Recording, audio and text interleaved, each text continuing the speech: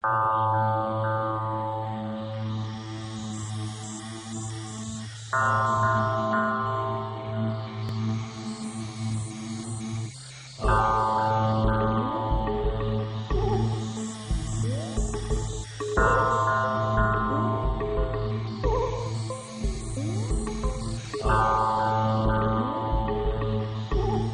60s had this emergence of the psychedelics linked with a lot of social justice movements, anti-war movement, women's rights, environmental rights. There was a sense, though, that at the time, the core elements of human experience were really not well accepted, so that birth was medicalized, and women were tranquilized, and men were not allowed in the delivery room. Death was something that you didn't talk about. Yoga was something that was nuts. If you did yoga, you were totally weird. These were kind of the basics when psychedelics started coming up and people started describing all of these experiences. Not only was it part of the social justice movement, but the core of the experiences were difficult for our culture to handle. What psychedelics can do, if incorporated into medicine, is have remarkable ability to help people deal with trauma, with relationships, for couples counseling, with confrontation with death, more tolerance, more acceptance of diversity, more search for common ground, ability to work through dialogue rather than through war. Patience is the fastest way.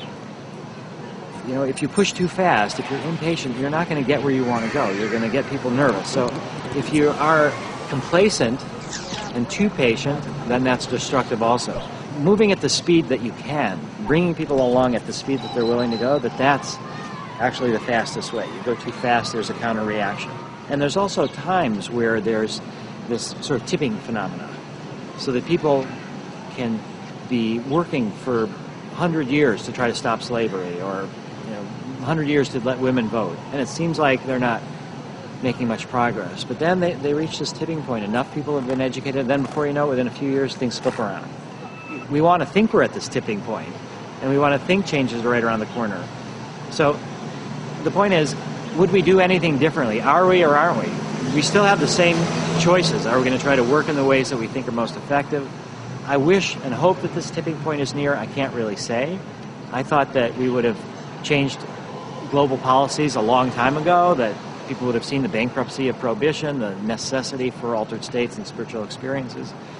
But I think that there is openings that I've not seen in a very long time. I think we are living in crucial times. There's no doubt about that. Whatever the Mayan calendar happens to say or not say is irrelevant. You look around, we're living in crucial times. I think one thing that concerns me is, again, this making something too concrete.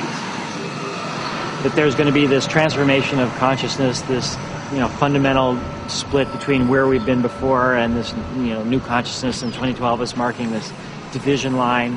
I used to joke with Terence McKenna that if he really believed that 2012 was going to be the end of things, that he should take out all these long-term balloon mortgages that he has to pay in 2013. At the end of the day, it's like, what are we going to do today? And is there going to be a change if it ends into 2012 or not? Would I do anything different now? We have the tools that we need to make this a better world. We have to find ways to use them. And that there are people in all generations that want to help. So the solutions are there. It's not too late. And the tools that can promote radical transformation, that can promote less dependence on fossil fuels, all these different ways, the tools are there.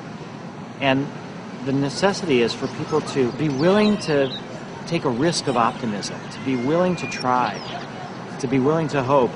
And that if you give up without that, you've lost. If you try, you've won, even if you don't succeed. And I think that's the other big message. It's the effort that really matters. Maybe we won't be able to save the planet. Maybe the global warming will happen and everything will change and it'll be bad for us and species will die. Maybe we won't. But that doesn't really matter. The joy is in the struggle. The joy is in the trying to make it happen.